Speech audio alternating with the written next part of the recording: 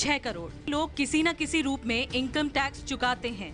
इनमें से 4 करोड़ लोग वो हैं जो इनकम टैक्स रिटर्न दाखिल करते हैं, यानी जिनकी आमदनी से नियमित तौर पर टैक्स कटता है। वहीं 1 करोड़ 85 लाख से लेकर 2 लाख के बीच वो लोग हैं जो स्रोत पर कर कटौती यानी TDS के जरिए इनकम टैक्स देते हैं। हम आपको बता दें कि आपकी आय चाहे जितनी भी हो, बैंक जमा पर एक तय सीमा से ज्यादा ब्याज या फिर प्रोफेशनल फीस और ऐसे ही मामलों में आपको भुगतान 10% की दर से टैक्स काटने के बाद ही किया जाता है। इसे ही TDS कहा जाता है। वित्त मंत्रालय की कमेटी ने TDS की व्यवस्था में फेरबदल का सुझाव दिया है। उम्मीद है कि इनमें से कुछ सुझावों पर बजट में अमल हो सकता है। मेरे को लगता है कि चेंजेस आने चाहिए, और अगर आप ईश्वर कमेटी की रिपोर्ट देखेंगे तो उन्होंने काफ़ी अच्छे चेंजेस सजेस्ट करे हैं, वेरिन उन्होंने थ्रेशोल्ड लिमिट काफ़ी बढ़ा दी है, which will actually ease out business. हम इस समय इंडिया में यही बात कर रहे हैं कि we will ease out business.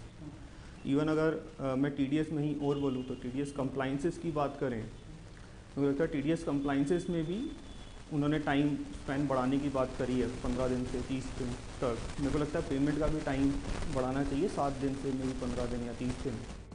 Committee ने अपनी सिफारिशों में TDS के लिए बैंक जमा पर ब्याज की सीमा 10,000 रुपए से बढ़ाकर 15,000 रुपए करने की बात कही है।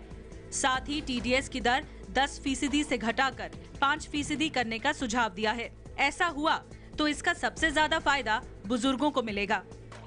इसी तरह अभी अगर आप कहीं गेस्ट फैकल्टी के तौर पर कहीं पढ़ाने जाते हैं या फिर किसी को तकनीकी सहायता देते हैं और आपको 30,000 रुपए या उससे ज्यादा की रकम मिलती है, तो उस पर 10% की दर से TDS काटने के बाद भुगतान किया जाता है। कमेटी ने बगैर टैक्स की दर में बदलाव की रकम की सीमा 50,000 करने की सिफारिश की है।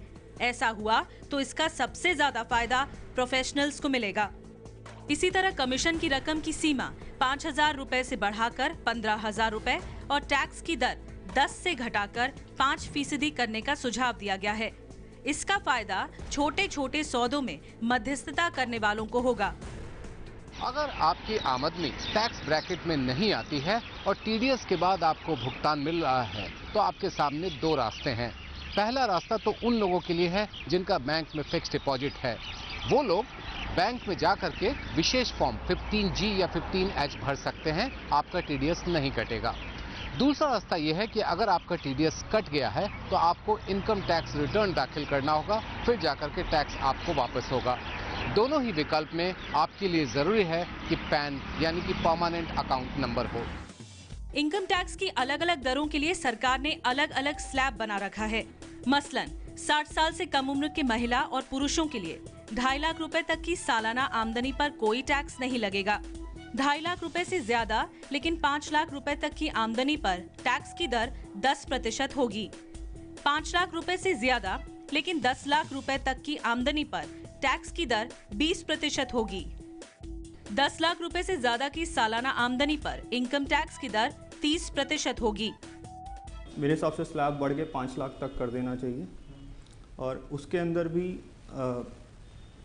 एक कंसर्न गवर्नमेंट का ये हो सकता है कि हम स्लैब बढ़ाते हैं तो we will not have control on the people. आप एग्जम्पशन लिमिट बढ़ाइए और साथ में रेगुलेशन भी ला दीजिए। एग्जम्पशन उन्हीं को मिलेगी जो टैक्स रिटर्न भरेंगे, नहीं तो आपको एग्जम्पशन नहीं मिलेगी। तो एक वो चीज़ है जो मेरे को लगता है गवर्नमेंट को करनी चाहिए। सरकार इस बात पर भी विचार कर रही है कि लंबे समय की जमा को बढ़ावा देने के लिए टैक्स सेविंग इंस्ट्रूमेंट की सीमा 1.5 लाख रुपए से बढ़ाकर 2 लाख रुपए तक कर दी जाए। अभी 1.5 लाख रुपए के अलावा न्यू पेंशन स्कीम में 50,000 रुपए तक जमा करने पर अतिरिक्त टैक्स छूट का प्रावधान है।